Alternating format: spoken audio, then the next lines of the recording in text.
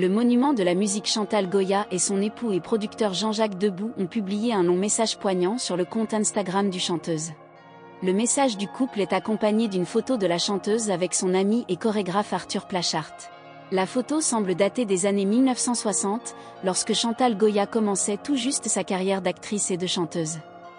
Arthur Plachart a appris son métier auprès de Maurice Béjart et Zizi Jean Mamère, entre autres, avant de créer des ballets pour l'Olympia et de travailler pour de nombreux artistes, dont Gilbert Bécaud, Sylvia Vartan, Michel Polnareff, Annie Cordy et Jacques Brel.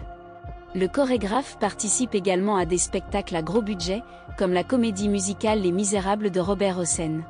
Dans les années 1970, il était un habitué des spectacles de Mariety et Gilbert Carpentier. Ces dernières années, Chantal Goya a dû faire face à des difficultés financières.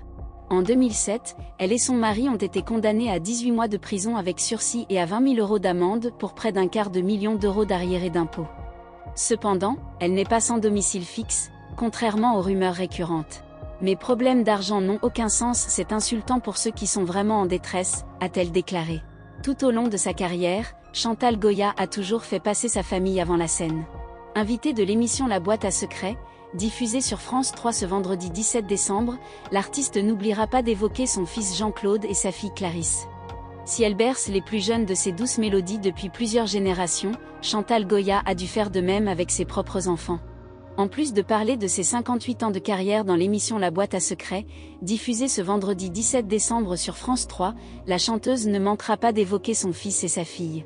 L'année de son mariage avec l'homme de sa vie, Jean-Jacques Debout, en 1966, Chantal Goya devient l'heureuse maman d'un petit garçon prénommé Jean-Claude. 2 ans plus tard, leur fille Clarisse rejoint l'heureuse petite famille. Comblée par son nouveau rôle de mère, la pétillante artiste n'hésite pas à mettre sa carrière entre parenthèses. Ses enfants étant sa priorité, Chantal Goya a même refusé de jouer dans un film du célèbre réalisateur Alfred Hitchcock, comme elle l'a révélé à nos confrères de SoFilm. « Je ne pouvais pas, j'étais enceinte de mon 2e enfant. » Si elle est très discrète sur sa vie de famille, Chantal Goya est très ouverte sur son fils et sa fille. Ayant grandi dans le monde du spectacle, c'est tout naturellement que ses 2 enfants se sont tournés vers une carrière artistique. Si Jean-Claude a fait son chemin en tant que photographe, Clarisse s'est fait un nom dans le monde de la photographie. Malgré la notoriété de leurs parents, le frère et la sœur n'ont jamais été tentés par la célébrité, comme le confie Chantal Goya dans une interview. Au début, ça les amusait, quand ils étaient petits, qu'on ait besoin d'enfants à la télé, ils venaient mais ils n'étaient pas du tout attirés par le show business, a-t-elle expliqué.